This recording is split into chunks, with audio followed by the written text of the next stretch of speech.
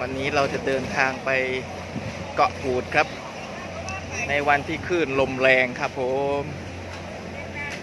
แล้วก็เรือลำใหม่ที่มันใหญ่ที่สุดในเกาะกูดเวลานี้ครับ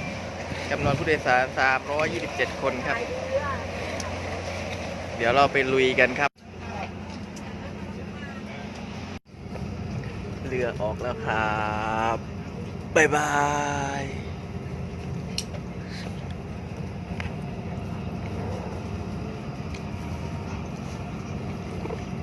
ไปยืนดีกว่าป้า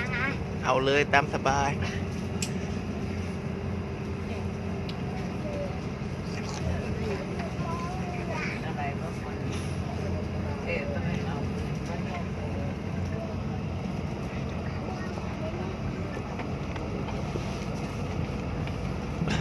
ซูเปอร์กำลังจะไปไหนครับไปเกาะกูดครับโอ้หมายก่อนเก่งมากครับควันอะไรป๋าหมอกแล้วมั้งหรือไม่ก็ควันเรือควันเรือเรานี่แหละแล้วทำไมมันมาอยู่นู่นอ่ะลมมันก็พัดลอยไปไงเหรอครับ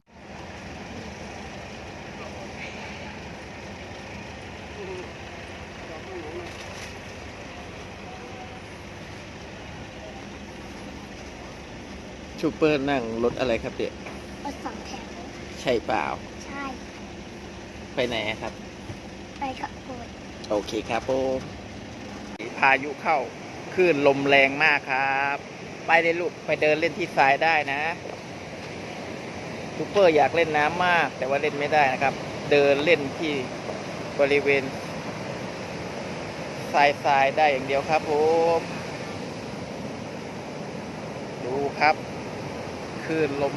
แรงคลื่นตอนนี้ลมไม่ค่อยมีนะครับเหลือแต่คลื่น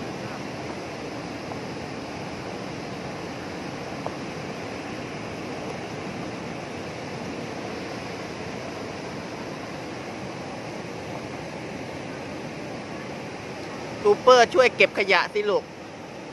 ไอ้ตรงนี้ป่าเจอเต่าเลย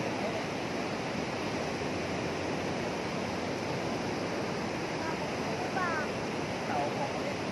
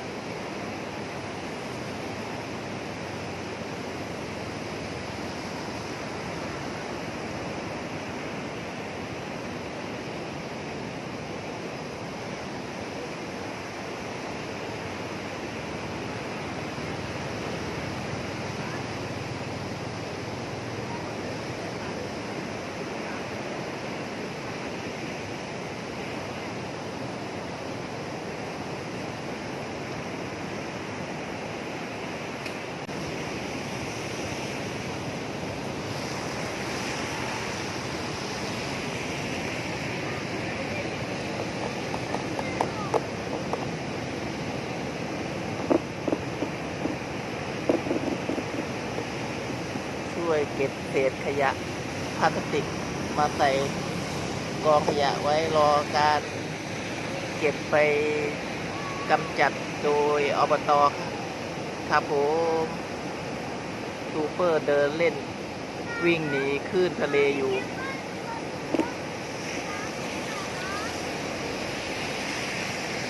ในวันที่คลื่นลมแรงที่หาดทรายหาดของเจ้าครับ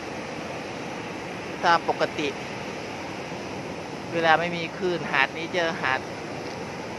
าดยาวขาวสะอาดสวยงาม อันดับต้นๆของประเทศเลยครับผม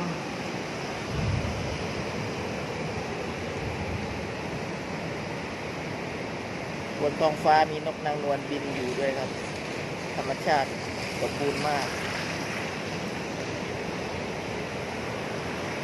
นักท่องเที่ยวก็พอมีมากันครับขนาดวันที่คลื่นลมแรงครับผม